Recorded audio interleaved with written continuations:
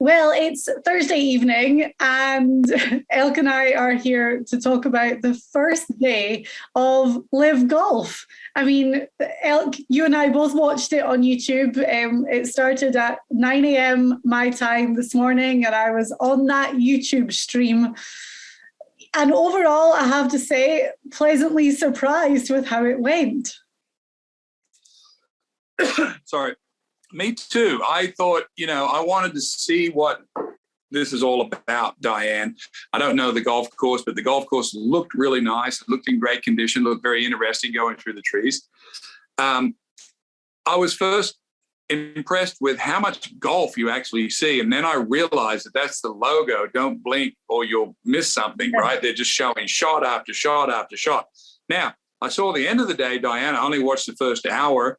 My son, Sam, and I watched, and then we played golf with a couple of other young guys, and they watched it in the golf cart the whole way. They told me that there was, over approximately 90,000 people stayed on the telecast the whole time on YouTube. Diane, I don't know if that's a lot of people or not. It sounds like a lot of people, is it? Yes, it does. And, man, it's all anyone's talking about. And it's one of those things that people have got really strong opinions for or against. And any time that I've put anything on Twitter today, you have to have a bit of a thick skin and be prepared for it. I've never once said if I'm for or against this tour. And in our position, we're just kind of here to talk about it. But I agree with you. It was fast paced. It was dynamic to watch. There was a lot of golf shown. But on the flip side of that, they don't have to worry about being on a network and commercials and advertisers and having those sponsors involved with obligations. So that worked for them, but they gave the people what they want, which ultimately is more golf. Yeah, and I think, from a technical standpoint, Diane, they had the cameras in the right spot. They had the shot tracer. They had the height of the ball as it went through.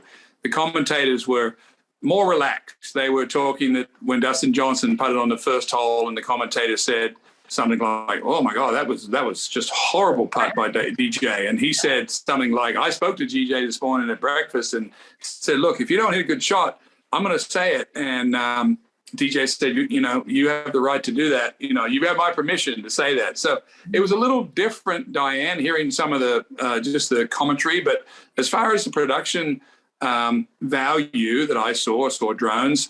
Phil Mickelson, they followed, playing, of course, with Dustin Johnson and the young South African. I don't know all the names of all these players. I saw the leaderboard at the end of the day, 5 under Charles Schwartzel, and then about 4 guys that I don't know just below that. And then I saw Phil Mickelson and Dustin Johnson. I think they'll probably have something to say before this week's over. But, I'm not here to make friends or enemies either. I'm just reporting on what I saw. That's exactly it. Exactly it. A few other things. So I, obviously sat down and watched it. I didn't have my eyes on it all the time. I was doing work, so I had it on in the background and heard the audio. And I thought that I agree with you. Everyone seemed very relaxed and it sounded fun. One thing that was driving me crazy was this little kind of like dinging beep noise when the leaderboard kept refreshing, because I kept thinking it was my Amazon Alexa in the kitchen. It sounded like the alarm. And I was like, what's happening with Alexa? But I really enjoyed having the rolling leaderboard at the side of the screen. I'm like you, I didn't recognize all the names, and they've abbreviated the names into first initial and then the first 3 letters of their last name. And I was like, oh my gosh, it's taken me a little while to figure out who all these people are. What do you make about the team format? Because they keep referring to these teams with these terrible names. Because for me, I don't see the value of the team element to it yet. And maybe over the coming, tournaments, that will kind of show its head a little bit more. But right now, I don't really see the value in having these teams. I sort of enjoyed, Diane, seeing the Pro-Am dinner the other night when the guys were picking the teams. Of course, I'm strictly just reporting what I saw here. I kind of enjoyed they were on the time clock, and I saw Graham McDowell picked a player, and then, Phil Mickelson had to pick another player. I think my first inclination would be, if they were going to have that team, I'd sort of think they should keep their team for for the series Yeah. to see how the team goes, because next week there'll be a new team. Is that correct? Yeah, and because there's only 48 players, and we'll get onto the PGA Tour in a little while, but we already know that there's going to be more PGA Tour players who are moving across. What happens to the guys if they don't play well? Do they get bumped off altogether? They do. They do. They get moved out, moved back to the Asian Tour, is what I hear, understand, and new players can be brought in, and you know, team captains, I think they have a wild card every week. They can invite who they want, I think, is one of the rules. So I think some of the rules we'll see it unfold. A lot of the young people that I was with today, Diane, I say young, I'm 59. These guys are in their 20s. They enjoyed the Formula One leaderboard, and they also enjoyed that they knew exactly when this thing was going to finish, even though it went long today. I think it took them almost 5 hours to play. That'll probably change. There were some high scores in there, but they, you know, it's like a football game. They knew when this was going to end. They all end at the same time. It was kind of interesting to listen to the young people. We know that the demographic of the PGA Tour is, the average listener is 65 years old. It was interesting listening to some 25-year-old people today, hearing their feedback, what they saw. A lot of people want to see good swings, and they want to see from the correct angle, and they want to see good shots. And if you watch LIV today, yes, the first hour, there was a ton of good shots. I saw all these birdies, and then later on when I checked the board, there wasn't that many good scores, but it looked like the course got difficult. It was definitely tough. Looking at the money, so the overall individual winner gets $4 million, which still, to me, we talk about this money over the last week, and I'm like, what? No cut in this 3-round event. So whoever finishes last makes $120,000, and that was Andy Ogletree right now, who was 12 over after his first round. But with the team element, because there's a $25 million purse, $5 million gets split between the top 3 teams. So that's, again, right, a lot of money, like a lot of extra money. $2 million for the first team, $500,000 a piece, I think, for the winning team. By the way, $120,000 for last, Diane. I have won tournaments on the tour for just more than that. $144,000 I won once in a tournament. I think Greater Greensboro Open 1990 for finishing first. So, hey, times have changed. Times have changed.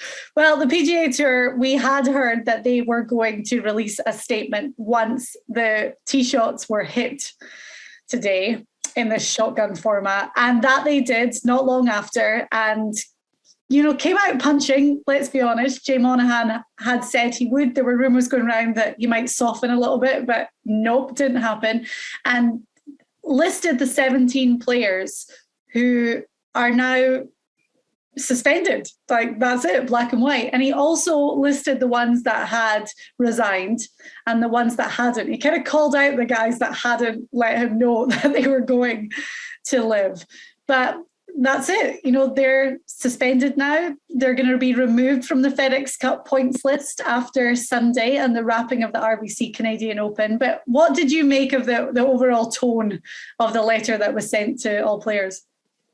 Well, I also read the response from LIV saying that the tour, they were disappointed in that letter, and they felt like the tour's job is to make opportunities, and now they're closing them down. I also listened to Graham McDowell's post-round press conference where he resigned his membership today 30 minutes before he played. And he didn't really want to do it. He just didn't want to be in litigation, or he didn't. It felt like he didn't want to do that.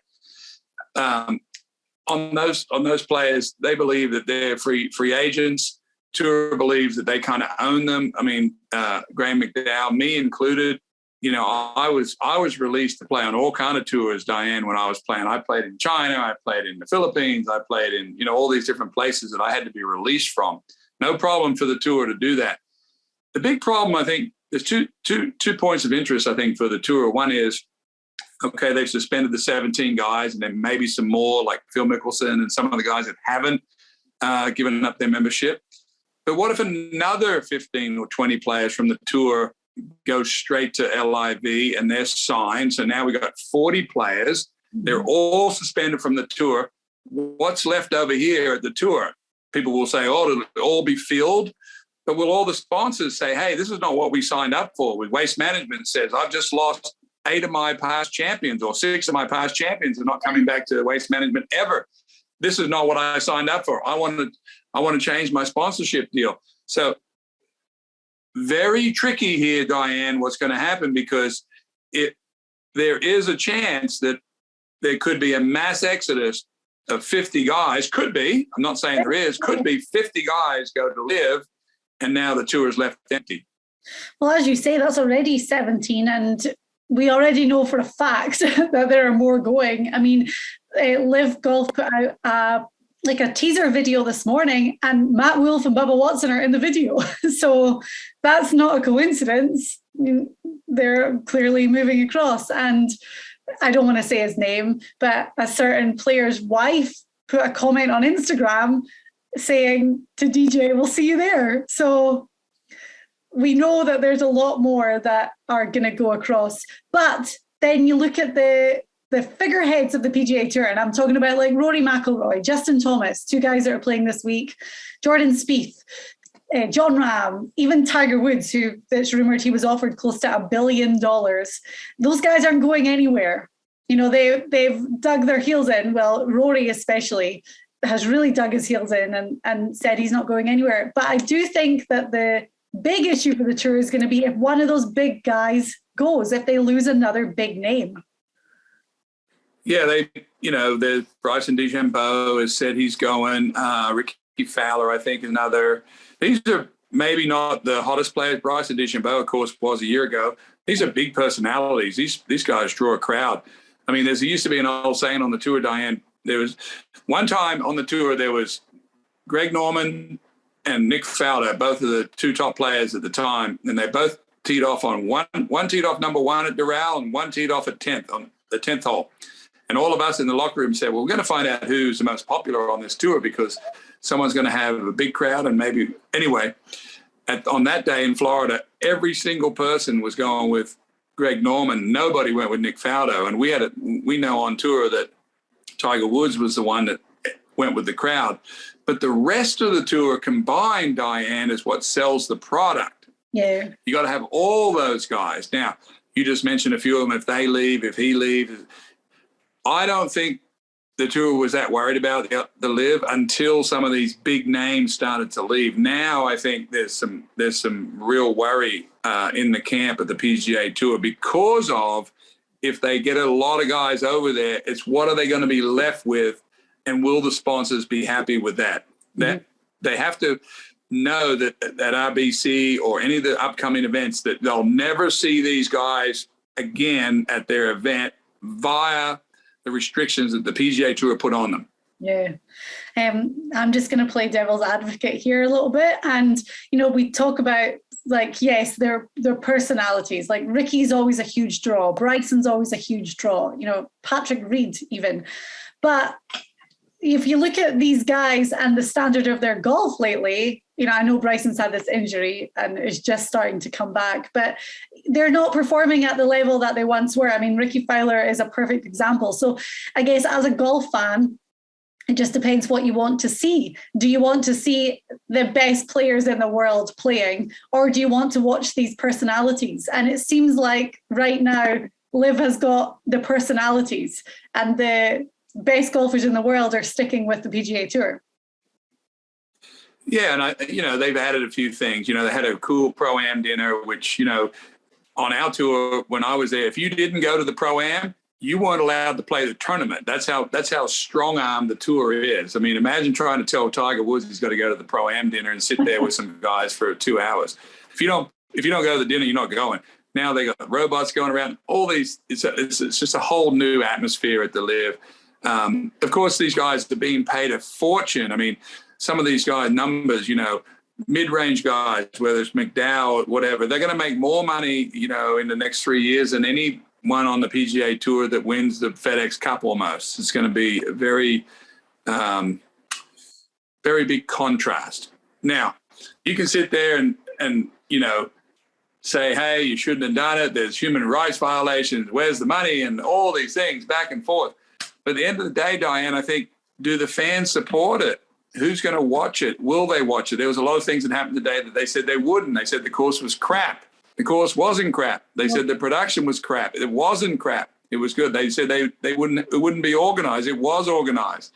It looked good. It looked professional. And at the end of the day, I think, will there be support for this in the crowd? There was a lot of people following I was looking in the gallery, and there was a pretty sizable group. I don't know what it looked like at the end, Diane, but what did you see? Well, the thing that looked great, and I saw a lot of messages on Twitter about it, was the fan experience, like the fan village. It looked like there was a lot going on there for them. And I saw a few tweets saying just how great the atmosphere was there and actually out on the course. I mean, at the end of the day, these guys can all make their own decisions. So they know the repercussions, and it didn't take a rocket scientist to figure out that they were going to be suspended from the tour. They knew that. So they can do whatever they want. I mean, that's like the guys that are staying on the PGA Tour and the guys that are going to LIV. It's their own decision to make. But I think two interesting points. LIV has applied for official world golf ranking points, which is going to be interesting. I mean, I can't really see any reason why they wouldn't get that. And then the majors. So with the US Open next week, we know that they're saying anyone can play, like it's fine, doesn't matter. But we're eagerly waiting to hear from Augusta National. What's going to happen with the Masters? I can see the logo on your shirt today.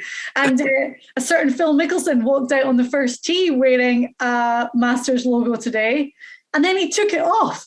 So, what does that tell you? I don't know. But there's a lot of former... He might have just got hot and took it off. No, he put on the exact same top, but in plain black.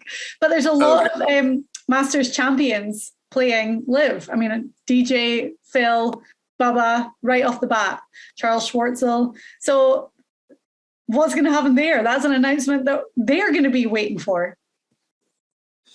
Yeah, and I think, to sort of summarize this, like I said, I'm just looking at it, as a past player and now a golf fan, just seeing what I'm seeing. A lot of these players, I know when I listened to Graham McDowell today, they wish if they play 26 events a year, they'd like to play 15 on the LIV and another 11 on the PGA Tour. It could be the best 11 or whatever the 11 is. And is there a opportunity to be able to make this work? I don't know. The PGA Tour is steadfast in their thing that they're going to suspend every one of them. I think it's very dangerous, but I know they also don't have any other option. They got to put their stake in the ground and say, if you go there, you're not coming back here, right? But what if 50 leave? Or I say 48. What if another, 17 over there, you said 20? Yeah. What if there's another 30? Mm-hmm. 30 PGA Tour players say, we're just going to play for all that cash. I'm going to make a lot more money. What's going to happen to the sponsors on the tour? It's kind of sad. I can't help feel sad about it, knowing that we're not going to see like Dustin Johnson playing on the PGA Tour or Phil playing on the PGA Tour. And even someone like Matthew Wolff, I don't know why I thought about him so much today, but came out and was such a unique, incredible talent, so much buzz around him on the tour, and then had his personal struggles, the game's dipped a little bit. But, we were all excited to see him and to see Ricky and like get back to where they were. And if we don't see that on the PGA Tour, it kind of feels a little bit sad now. Yeah, and you and I have talked to, a lot of our players and some of your family as your brother's a tour player. And so, it doesn't seem to be there's 30% of the tour players want to go, 30% of them are not going no matter what. And then there's some in the middle that are teetering. And I think right now LIV Golf has a little bit more momentum than the PGA Tour would like to think they have, meaning that it's very lucrative, very rewarding financially for them. As you've said, legacy, Charles Schwartzel, Louis Oosthuizen, Westwood, are they going to win any more majors? Are they going to win any majors at all? Probably not. And so I understand Justin Thomas, Spieth. They're legacy players. They want to stay there. They want to chase records and do that. By the way, I haven't heard anyone over on the PGA Tour that's not worth $100 million tell us it's not a good idea to go to LIV. Could we interview someone that's like almost broke to tell us whether they think that LIV Golf's a good idea or not? Yeah, and we should do that. That's a great idea, because I'm sure a lot of guys weren't approached. I mean, I don't know what the criteria was, like if anyone could go, if agents could say, hey, my guy might want to come, like, are they saying no to people? Or I don't know. That's a really interesting point, and it's worth kind of researching that to see. I don't know. I mean, but to summarize the day, Diane, I think for me, I just was very keen to see the product. The product passed the test for me as far as the golf, the production. I saw enough today to know that this is a different product. This is a fast-paced product. They've marketed it as such. Don't blink or you miss it. Saw a lot of golf shots. I got to tell you, I thought it was fine. I liked it. I mean, I enjoyed the telecast. I'm a golf fan. I like to see guys' swings, and I like to see where the ball goes. So from that perspective, for me, I'm not here to get into all the other. I just, I kind of enjoyed the telecast today. Yeah, exactly. And that's what we were here to talk about. I was asked to do some radio in the UK, and the producer had said to me on the call beforehand, I don't really know anything about golf and what's going on, but can you summarize it in 5 minutes on the show? And I'm like, 5 minutes? We've just talked about it for half an hour and could keep going, but it's that's the way it's going to be. And I agree with you, as the first one. So with all eyes, and you got it right. It was like, I kept checking YouTube, and over 97,000. And that was near, from the middle to the end. It didn't really go away from that. It was the first one, and I think that they did great. So it's going to be interesting to see how they build, and obviously new names coming in, what's going to happen. The only thing that really annoyed me all day is when I wasn't watching it, I couldn't find the bloody leaderboard anywhere online. Like, I kept Google. I don't know why they don't have an app. They should have an app, like, easy. Yeah. Well, as we said on the show at the start of the week, this thing isn't going anywhere. And I think today just cemented that they mean business. And if it's only going to get better and better, then this really has the potential, as a golf fan, to be an amazing product. Yeah, and I'm looking at the scoreboard, Diane. I've got Charles Schwartzel, the Masters champion, and then I don't know the next four, but then I've got Dustin Johnson, major winner, Phil Mickelson at right side by side at 1 under. The question to you and everyone else would be, Diane, would you watch those three come down the stretch on Sunday in a match? Yeah. And the answer from me is yes, I would. Yes, if it's those guys, I definitely would. Like, I'm interested in that for sure. And with it being a 3-day event, tomorrow's going to be a big day because it's really setting up for the final round. So tomorrow, even though today I was like fully intrigued as to what was going on, tomorrow I'm going to be like equally invested because I want to know what's going to happen heading into the final round. So they've got us. We'll see. But then I'm also going to be watching the RBC Canadian Open. Which we never mentioned in this thing because nobody's talking about it. But and it's a shame. I really hate that for the tournament. But Rory started well. He was one of my picks, so I was quite happy with that. CT Pan withdrew, and I had him in one of my secret golf games, and now I'm toast. I took Pan, your advice, and now I'm toast. And Patrick Reed, two of my picks, both withdrew. And I mean, I don't know what that tells you. I'm not listening to you anymore. Right, Elk, thank you. Heath Segala is hanging around, though. I tell you what, I'm going to check this leaderboard right now while we're here because Mackenzie Hughes, we have a Canadian that's right up there as well. Love that. Yeah. Harold Varner, we mentioned him. Rory, yeah. Well, I'll be paying way more attention to that from tomorrow for sure.